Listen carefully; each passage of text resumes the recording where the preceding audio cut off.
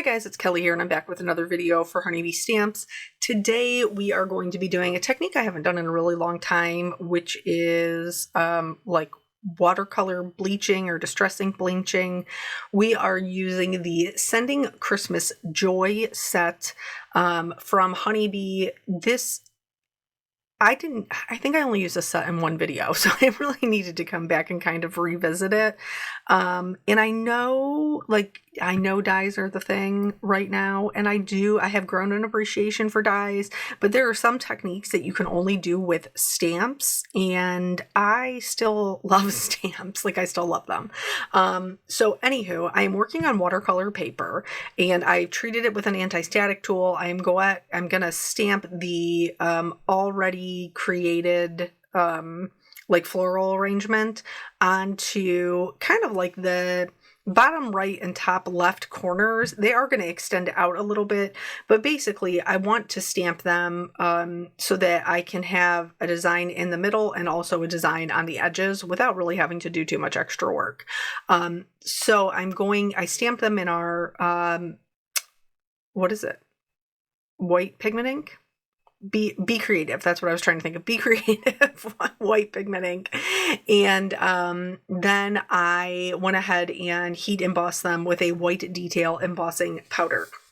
And then I'm going to put it back into my MISTI. I'm going to clean it off so when I'm arranging it, I'm not getting that pigment ink anywhere that I don't want it.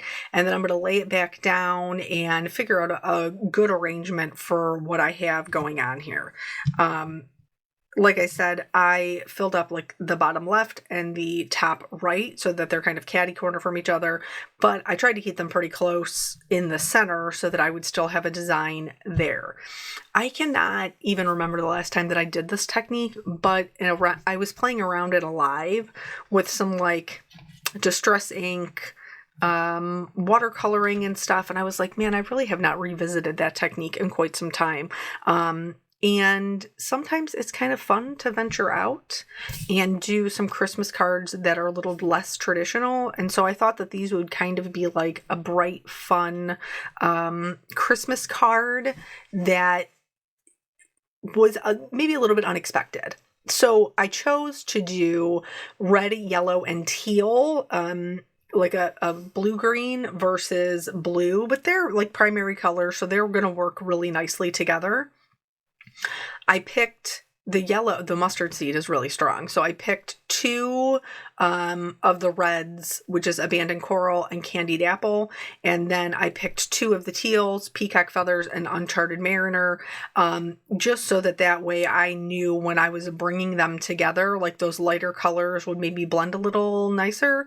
But you do want to have pretty good saturation of color for this technique to have that wow factor. Here you will see that I was in the middle. I was working on a card while my husband was taking Jelly Bean to swim. And so then she got home and she wanted to help. So there she is. And then she wanted to, color some other things on my desk with my markers, and that when I was like, no, mommy's doing this, we have to do the ink, she became very disenchanted very quickly. And so then she went to go color, and I continued on solo with my card making. So you may notice when I'm putting on the peacock feathers that it's not as vibrant as it normally is, and that is a direct result of me not cleaning my glass mat. Had I cleaned off the red from my glass mat, the peacock feathers would have been much more vibrant. And then I went in, like I said, with that Uncharted Mariner, just so I had some pockets of richer color. Same thing with that Candied Apple. I'm going over pretty much the same spot, but that's just to get that richer color because I want that pop when I do the technique.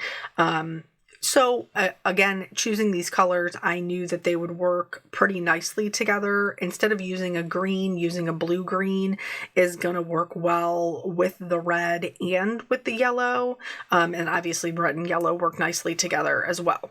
So this whole background kind of is like meh until I think you bring the yellow in and it adds like that really bright, vibrant pop of color. And then I was much, much happier with the way that it was looking.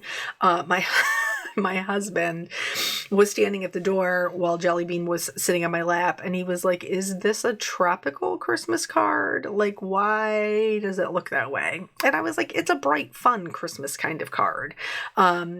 We're going to pair it with like a fun kind of sentiment. So typically whatever color you put on top is the one that you're going to see the majority of. So I did go back in with that abandoned coral and just, really kind of like add that red in. You want to go in and like clean off the white heat embossing like you would if you were doing an emboss resist. My rag was a little bit too wet, I will be honest. So you can almost kind of see the streak it left in the background. Ultimately, for what we're doing to make these two cards, it's not really going to matter, but just something to keep in mind. This is not something that you have to do for the technique to work. This is just something that I do because I like to add dimension to a lot of things.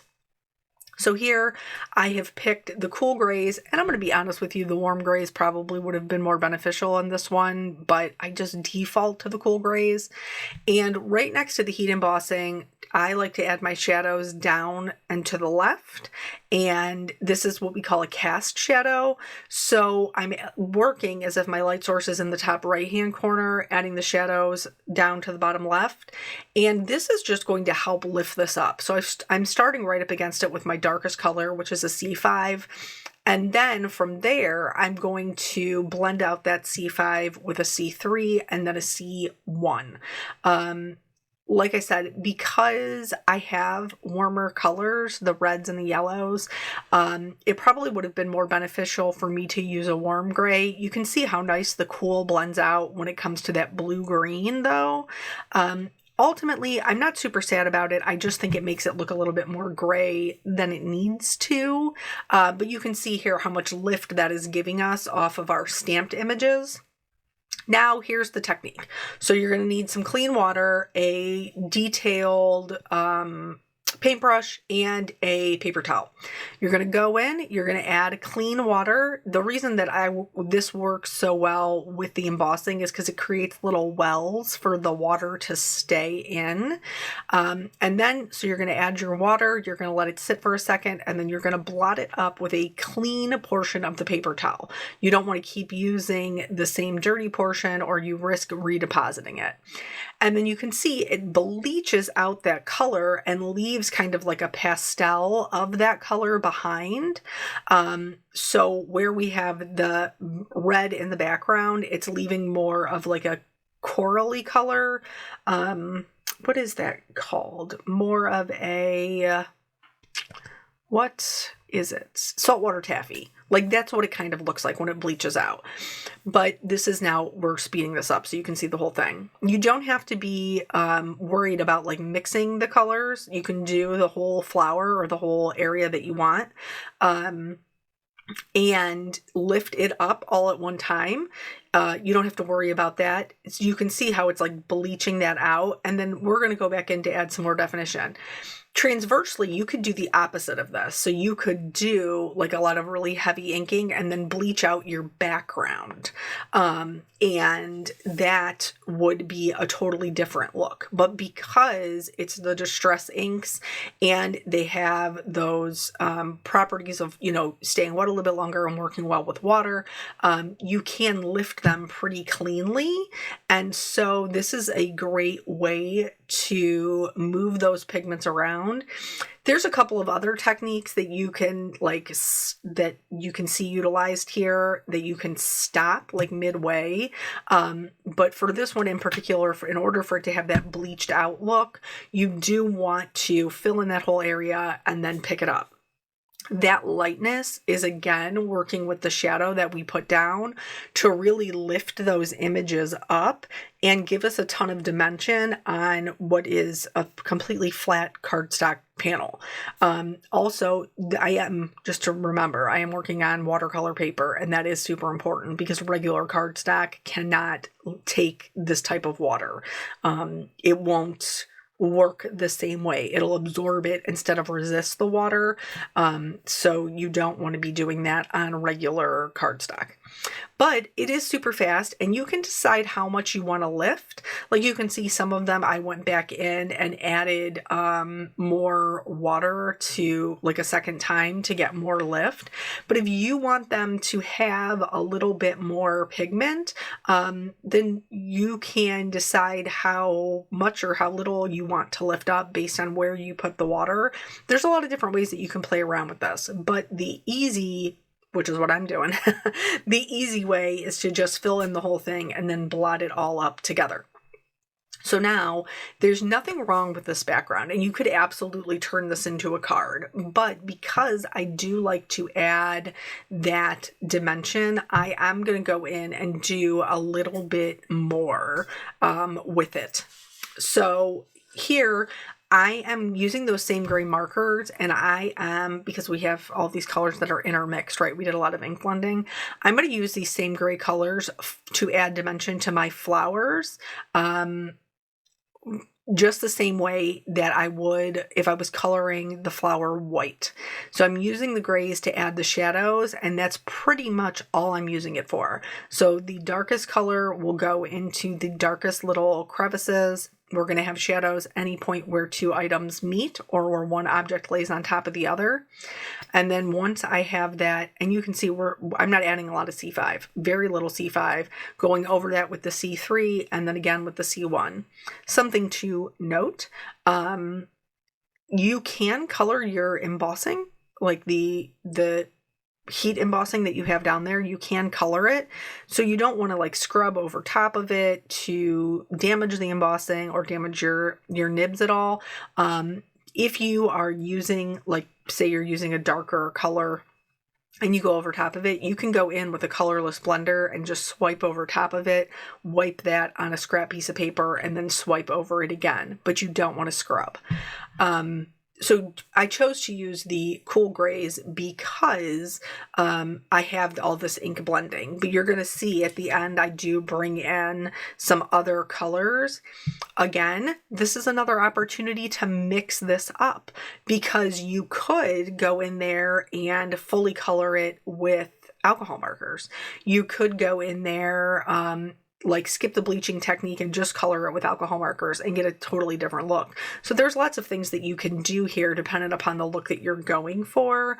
I wanted kind of bright and fun Christmas cards, and I think that I was able to achieve that with what we had going on with this background, but maybe you're looking for a different look. I also really like this for sympathy cards because it can be a softer technique that you can do to, add some dimension in there with all the, the coloring and the shadows.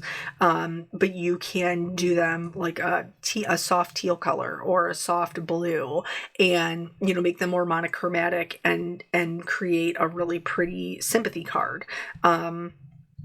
So there's just different ways that you can kind of utilize this. Again, I am coloring these as the same way that I would be doing if I was coloring them white. So just adding in the shadows and letting those colors kind of breathe for themselves. I am not going to show you because they're the same floral image, like everything that we've just colored here would be all the things that we would color at the bottom. So I'm not going to show you the coloring of the entire card because you've seen everything. You've already seen everything colored up here in the top bit. But I do think it's really interesting to see the before and after of adding the shading and how much dimension it adds to the stamped images, but also I think it's really soft and pretty before you even add any of the dimension. Like you could absolutely get away with the one in the bottom and not add any of the shading at all and still have a really pretty card. So here, now they're both shaded here. And then this is where I'm going to bring in those other colors. Again, this is like an extra. I wanted those colors, I wanted the flowers to appear a little bit less gray. I felt like the cool gray was probably a misstep on my part in selecting that. And I try to keep it real and be very upfront with you guys. But I also believe everything is fixable. So in order to kind of push back that gray, I brought in some really light versions of the colors that I was already using. So I brought in a YO2, a BG11, and I think it's an R11. And I'm just going to go over top of that gray blending that I already have down. And I'm also going to have them kind of like mix together with each other, choosing the colors that I chose, the R11, BG11, and YO2. Honestly, the YO2 was probably a little bit strong. But those colors are all ending in 1s or 2s, which means that they'll blend really nicely together. And so that is what I did here, just to give them a little bit of brightness and help them from looking like they were so gray, which is kind of what we had going on before. Now at this point, I am super happy with the way that this is looking. You could turn this card into so many things. Thank you card, but I really wanted that kind of bright, fun Christmas card. I'm going to do some splatters in the background to bleach out some of the area in between and help tie the two pieces together so they don't feel so segregated. And you can do that and stop there. I love the shimmers. That's no secret if you watch my channel. So I am going to go in and do the same thing with some perfect pearls so that we have some splatters in the background, but also some shine. Again, a different technique that you could do would be to use the perfect pearls and kind of paint in that embossed area, and then you would have that watercolory look with the shimmers, which would be really pretty. I know dyes are really popular and I love them and the look that you can get from them, especially now that I've gotten more comfortable coloring them. But I feel like on the technique side of things, like, I sometimes forget how many different techniques you can do with stamps and how much I really enjoy those techniques. So this particular stamp set is a like postage stamp style set with these hellebores. And I didn't want to use the stamp because I didn't want anything that was going to be like that heavy and black, since we do have the white embossed stamping. So I'm cutting the frame for the postage part, but I'm just not going to stamp it. So I'm cutting that out of white. I'm also cutting the middle out of my heat embossing so that I can fit that into the white kind of postage frame. And then I'll use the frame for the other one to create my second card. In order to create the frame, I have to go back in with that rectangle and cut that out as well. For the sentiment, I chose the Merry and Bright because it's like a fun sentiment. It's a large sentiment that can, compete with all of the things that we have going on in the background. And so I cut the shadow out of Vellum. And then I'm going to cut the Merry and Bright out of this red. This is Poppy from Spellbinders. And I'm going to cut it out of red, white, and this teal. What is this? Teal topaz, I think is what it is. And then I also used the Art Deco nesting dies to cut out this kind of shape that will help me with my second card, just so that they aren't squares on squares. Just something a little different, that's all. And because I'm cheap, I am going to use the cardstock that I cut my Art Deco frame out of. I'm going to use that as the red background for my postage frame because I am who I am. I do want to mention, I know that some people don't watch the lives, so you might not be aware. We had talked about it quite a bit in the lives, doing a tag class for Honeybee. And we are going to be doing that. We are going to be doing that next weekend. on Sunday because people had stuff going on Saturday. So we're going to be doing the holiday tag class on Sunday, December 14th at 2:30. And obviously it'll be up after that. It's a free class that we're going to be doing over on the Honeybee channel if you're interested in that. And they always make it like super fun, and it's a good time for like everybody to like chit chat. And I don't necessarily make tags all the time, but I do think that it will be fun to kind of use our card making or my card making things to put them together for some Christmas tags. So for the red sentiment, I stacked them up on 2 layers of white, and then I adhered that to the vellum. Because you can see adhesive through vellum, I just added adhesive back behind the actual letters. The vellum helps the sentiment to kind of pop forward because it is on that busier background. For the second card, I'm using the frame that was left behind, and then I'm going to fill in the white, the middle, from the one that we cut out there on the left-hand side so that it's level. And then I'm going to use the Art Deco to house my sentiment. For this one, I adhered them together offset. The other one, like we stacked up multiples. This one I'm going to do offset so that it's a white sentiment, but it has that teal color shadow. And that's helping it kind of pop off there as well. Glued that down, and then I'm going to pop up the actual frame onto the card so it has a little bit of lift. The other one has the lift from the stacked sentiment. This one has the lift on the whole piece. It did feel like it needed a little something, so I added some shimmer to both sentiments on both of the cards, knowing that I was going to trap it on this one. And then for this one over here, it just, even after I added my pearls and everything, it just seemed like it needed something. So I'm going to put my die back in place, and I'm going to hold it there with my hand. I would highly recommend you do this before building the entire card. And then I am going to use my white gel pen to trace the inside edge. And that is going to give me a white frame, and it's going to help kind of frame that whole sentiment in and give it a more finished look. So then once I checked it, I was happy with that. Then I finished out the bottom. For this one, because that frame, we didn't actually stamp it, I'm just going to use a T-square ruler and draw in a frame. Again, I'm skipping the areas where the B and the T are hanging out. In order to help that sentiment stand out a little more against that busier background, I'm going in with glossy accents, and this is going to trap that shimmer that we added, and it's also going to add a nice glossy look to the sentiment.